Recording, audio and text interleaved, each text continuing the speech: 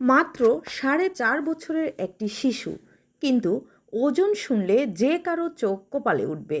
52 KG. হ্যাঁ, অবিশ্বাস্য হলেও এটাই বাস্তব। নওগাঁ জেলার একটি দিনমজুর পরিবারের সন্তান ছোট্ট আরাফাত জন্মের সময় ছিল একেবারেই স্বাভাবিক, ওজন মাত্র 2.5 কেজি। কিন্তু কয়েক মাসের মধ্যেই শুরু হয় অস্বাভাবিক পরিবর্তন। 6 মাস বয়সে তার ওজন দাঁড়ায় 14 কেজি। প্রথমে পরিবার ভেবেছিল শিশুটি হয়তো খুব স্বাস্থ্যবান হচ্ছে, কিন্তু সময়ের সাথে সাথে পরিস্থিতি হয়ে ওঠে ভয়ঙ্কর।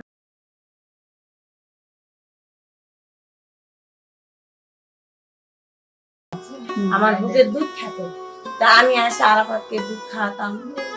শিশুটির মায়ের কথা হচ্ছে, আমি ভাবছিলাম আমার বাচ্চা সুস্থ হচ্ছে, কিন্তু দেখি খাওয়ালেও ওজন বাড়ে, না খাওয়ালেও বাড়ে।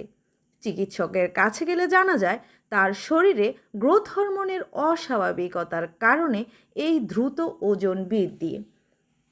এখন তার বয়স 4 বছর 8 মাস, যেখানে এই বয়সে স্বাভাবিক ওজন হওয়ার কথা 15 থেকে 18 কেজি, সেখানে আরাফাতের ওজন 52 কেজি। নিজের ওজনই যেন তার শরীরের সবচেয়ে বড় শত্রু। মায়ের কোলে ওঠার সুযোগও হারিয়ে ফেলছে এই ছোট্ট শিশু।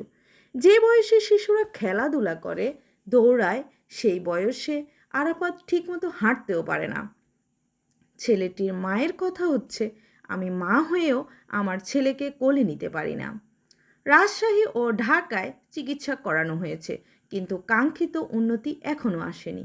চিকিৎসকের মতে দীর্ঘমেয়াদী চিকিৎসা ও নিয়মিত পর্যবেক্ষণ ফেলে এই শিশুর অবস্থার উন্নতি সম্ভব। কিন্তু সমস্যা একটাই, অভাব। দিনমজুর বাবার পক্ষে এই ব্যয়বহুল চিকিৎসা চালিয়ে যাওয়া প্রায় অসম্ভব। একটি শিশুর স্বাভাবিক জীবন পাওয়ার অধিকার আছে।